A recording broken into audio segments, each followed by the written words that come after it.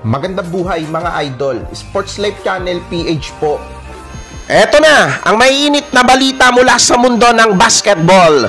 Mikey Williams mababa na sa PBA at Barangay Ginebra kalaban sa playoffs tukoy na. Pero bago yan, huwag niyong kalimutang mag-like at mag-subscribe sa ating channel. Pagkatapos pumutok ang balita na posibleng magbalik aksyon na sa basketball itong mahusay na manlalaro na si Mikey Williams para sa kupunan ng Strong Group Athletic na magre-representa sa Pilipinas sa prestiyosong liga sa Dubai. Ngayon, tila ba nagbago na naman ang ihip ng hangin ni Mikey Williams? Ayon sa mga taga-SGA, nag-commit na daw itong si Mikey para maglaro sa kanila.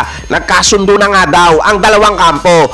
At tila, walang naging problema kahit pa sa sahod na napag-usapan ng dalawang kampo. Nga lang, noong nagsimula na ang paghahanda ng mga taga-Strong Group Athletic, ni anino ni Mikey Williams, wala silang nakita.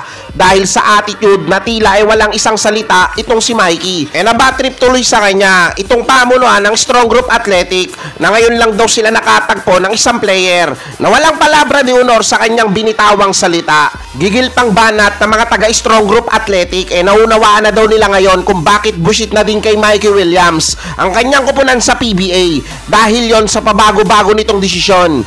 May mga ilang nagsasabi na dahil mukhang binanggana ni Mikey Williams at bad trip na rin sa kanya ang karamihan sa mga bigating big boss ng Philippine Basketball, may posibilidad na daw na tuluyan na itong maban sa PBA o sa ilang pang mga bigating liga sa Pilipinas.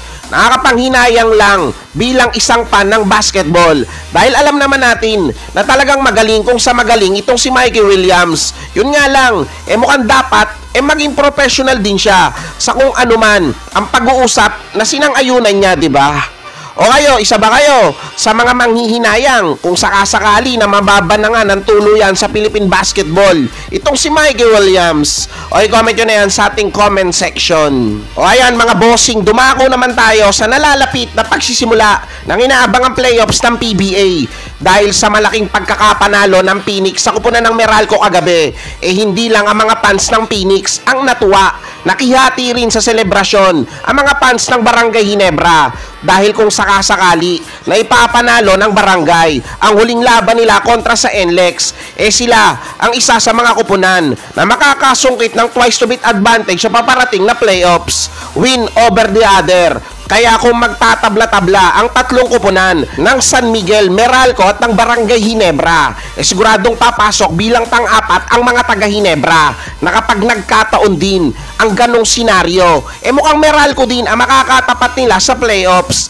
Kaya ang pinaka-pinagdadasal na mga fans ng Barangay Ginebra, may panalo na mga taga-barangay ang huling laban nila sa darating na Sabado.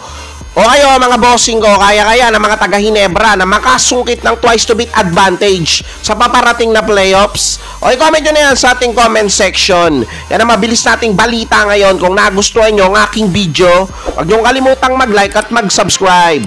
Hanggang sa susunod na sport news.